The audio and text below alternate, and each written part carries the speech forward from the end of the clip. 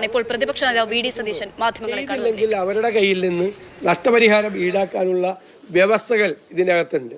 അതൊന്നും ഒരു സമയത്തും പരിശോധിച്ചിട്ടില്ല, ശ്രദ്ധിച്ചിട്ടില്ല. ഇപ്പോൾ പെട്ടെന്ന് ഇത് അവസാനിപ്പിച്ച് അതിനുള്ള തീരുമാനം എടുത്തത് ഈ ഭൂമി കച്ചവടത്തിന് വേണ്ടി തന്നെയാണ് എന്ന കാര്യത്തിൽ യാതൊരു സംശയമില്ല.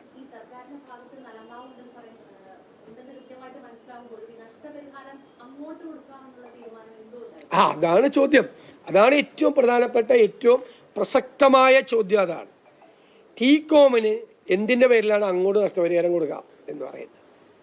വ്യവസ്ഥകൾ പ്രകാരം ഈ ഇത്രയും ആളുകൾക്ക് ജോലി കൊടുക്കാത്തത് ടീകോമാണ്. അവർ വീഴ്ച വരുത്തിയിട്ടുണ്ട്. ആ വീഴ്ച വരുത്തിയ അവരുടെ കയ്യിൽ നിന്നും മുഴുവൻ നഷ്ടപരിഹാരം ഈടാക്കാം, സർക്കാരിന് ചിലവാക്കിയ പൈസ അടക്കം ഈടാക്കാം എന്ന് വ്യവസ്ഥയുണ്ട്. ഞാൻ ആ വ്യവസ്ഥയാണ് നേരത്തെ വായിച്ചത്. ആ വ്യവസ്ഥ നിലവിലുള്ളപ്പോൾ ടീകോമിന് അങ്ങോട്ട് നഷ്ടപരിഹാരം കൊടുത്തുകൊണ്ട് ഇത് എളുപ്പത്തിൽ അവസാനിപ്പിക്കാനുള്ള കാരണം ഈ ഭൂമി പെട്ടെന്ന് വേറെ ആർക്കോ കൊടുക്കണം, അതിന് വേണ്ടിയിട്ടാണ്.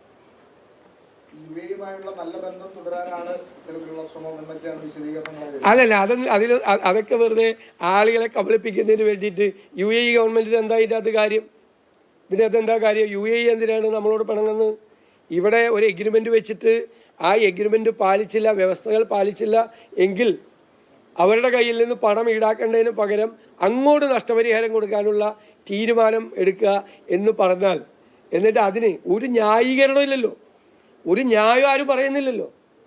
എന്നിട്ട് ക്യാബിനറ്റിൽ കുറേ ഐറ്റം പാസ്സാക്കുന്നതിൻ്റെ കൂട്ടത്തിൽ ഇതുകൂടി പാസ്സാക്കി ആ കൂട്ടത്തിൽ വിവരം പുറത്തു പറഞ്ഞേക്കാണ്.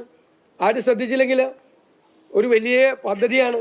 ആ പദ്ധതി വൺ ഫൈൻ മോർണിംഗ് അവസാനിപ്പിച്ച് അങ്ങോട്ട് നേതാവ് മാധ്യമങ്ങളോട് സംസാരിക്കുകയായിരുന്നു. നവീൻ ബാബു കേസുമായി ബന്ധപ്പെട്ട് ഒപ്പം സ്മാർട്ട് സിറ്റി പദ്ധതിയുമായി ബന്ധപ്പെട്ട് ഒക്കെയുള്ള പല വിധത്തിലുള്ള വിമർശനങ്ങൾ അദ്ദേഹം മാധ്യമങ്ങളോട് ഇപ്പോൾ പറയുകയായിരുന്നു.